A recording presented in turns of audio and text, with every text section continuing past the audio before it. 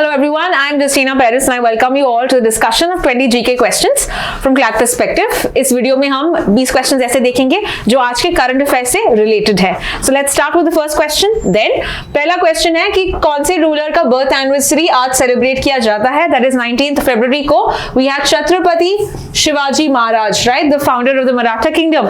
इनका birth anniversary है. So answer इसका है A.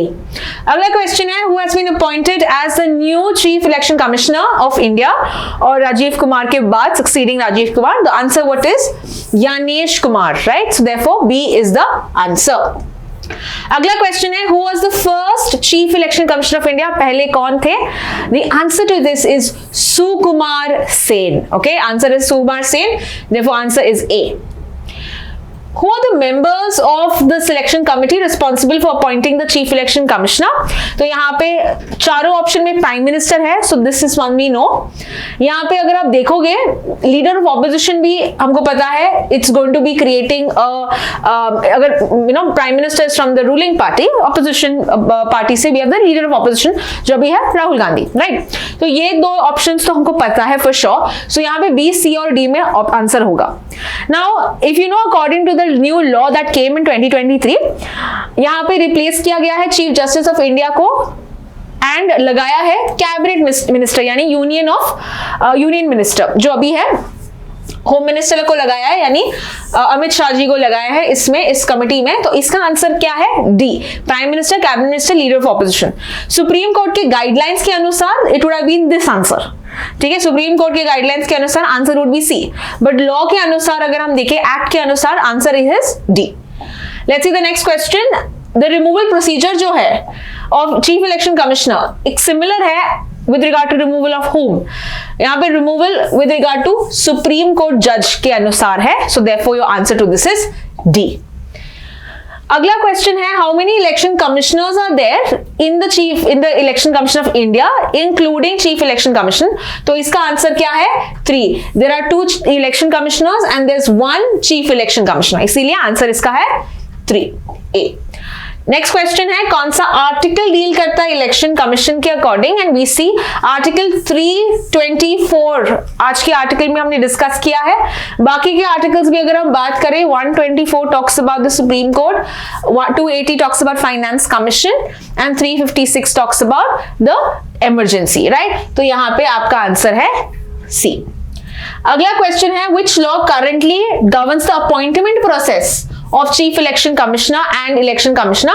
देखो representation of people's act talks about voting, right? It talks about elections if we talk about, but election commission का appointment की बात करें we have the chief election commission and other election commissioners act 2023. तो ये जो act है ये बहुत रिसेंट वाला है जो अभी अपॉइंटमेंट प्रोसेस को डिक्टेट करता है and therefore answer to this is C. अगला क्वेश्चन है who appoints the chief election commissioner of India? Appointment किया जाता है president of India. Okay, so final appointment is done by president. हमको पता है कि first we have the search committee में we have the law minister जिसको head करता है. ये 5 नेम्स देता है किसको? सिलेक्शन कमिटी को. और सिलेक्शन कमिटी में हमने अभी देखा था कि prime minister, leader of opposition और union cabinet minister in 3 members select करते हैं एक पर्सन को and then finally appointment is done by the president. Clear? तो ये आपको 3 प्रोसेस हमने किया है आज के क्लास में. Next is The Election Commission of India is responsible for conducting elections for which of the following? देखो लोकसभा राज्यसभा के इलेक्शंस तो हमको पता है it is done by the EC, that's Election Commission. President, Vice President also the process is looked after by the Election Commission. तो अगर दो भी आपको पता है you will know the answer will be all of the above. State Legislative Assemblies also जो आपके state में इलेक्शंस होते हैं ये भी इलेक्शन कमीशन देखता है, right? Therefore इसका आंसर है D, all of the above. अगला क्वेश्चन है under which article of the Indian constitution is the right to freedom of speech and expression? तो यहाँ पे फंडामेंटल राइट्स की बात की जा रही है. रिसेंटली हमको पता है कि जो एक यूट्यूबर है, पॉडकास्टर है, दैट इज रणवीर अलाबादिया को यहाँ पे इन पे केस लगाया था with regard to something he had said on a show, right? So इसमें इसके जो context की बात करें it is under article 19 is where he has the freedom of speech and expression, but of course यहाँ पे भी कुछ restrictions लगे हैं with regard to decency, है ना? तो यहाँ पे इन पे केस चला है and the answer to this is 90, article 19. Next question है कि कतार और इंडिया ने साइन किया है स्ट्रेटेजिक पार्टनरशिप, प्राइमरी पर्पस क्या है इसका? तो इसका प्राइमरी पर्पस है cooperation, trade, investment, energy security. Therefore answer to this is B. अगला क्वेश्चन है कैपिटल क्या है कतार का? एंड रिमेंबर यहाँ पे अगर हम मस्कट की बात करें, the capital it's the capital of Oman, Abu Dhabi it's the capital of UAE, Riyadh जो है it is the capital of Saudi Arabia, okay, और बचता है हमारा Doha which is the capital of Qatar. So ऐसे भी questions आपको fact base आ सकते हैं आपके एलेट क्लैट में, so you should know this, okay.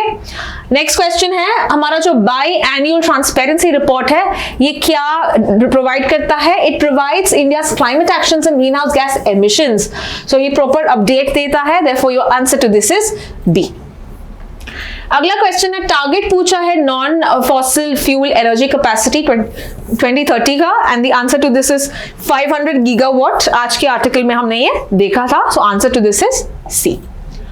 What long-term climate commitment did India make at COP26? ये कहाँ पे हुआ था COP26? ग्लासगो। ग्लासगो कहाँ पे है? यूके में है। तो इसमें हमने टारगेट रखा था कि 2070 में ओके हम नेट जीरो एमिशंस, आज के भी आर्टिकल में हमने ये कवर किया है। 2050 का जो टारगेट है ये ग्लोबल टारगेट है, बट हमने बोला है कि हम 2070 में टारगेट अचीव करेंगे। अगला क्वेश्चन है as per India's biannual update report कौन से सेक्टर सबसे ज्यादा कंट्रीब्यूट करता है green house gas emissions which leaves a lot of green house gas emissions? तो इसमें पहला जो है is the energy sector, second is the agriculture sector, okay, so then is industrial processes and finally is the waste management about 2%। तो सबसे ज्यादा कौन सा सेक्टर कंट्रीब्यूट करता है ग्रीन हाउस गैसेस में? Energy sector. अभी ये भी बहुत ही अंडरस्टूड है बिकॉज हम देखते हो कोल, जो कोल है, जो अगर हम फ्यूल्स की बात करते हैं ये पोल्यूटिंग होते हैं ना एनवायरनमेंट के लिए। सो जो एनर्जी सेक्टर है it is more polluting, giving out the green house gas emissions. से आंसर है सी। अगला क्वेश्चन है फिर प्राइमरी पर्पस क्या है बैंक डिपॉजिट इंश्योरेंस का? बैंक डिपॉजिट इंश्योरेंस क्या काम करता है? मेजरली डिपॉजिटर्स को प्रोटेक्ट करता है अगर बैंक फेल होता है, राइट? तो आंसर क्या है इसका? B, to protect depositors from losing money if a bank fails. Which organization provides deposit insurance in India? Deposit insurance कौन प्रोवाइड करता है? It is the Deposit Insurance and Credit Guarantee Corporation, DICGC. So answer इसका है C। 1961 में ये act के according आया था।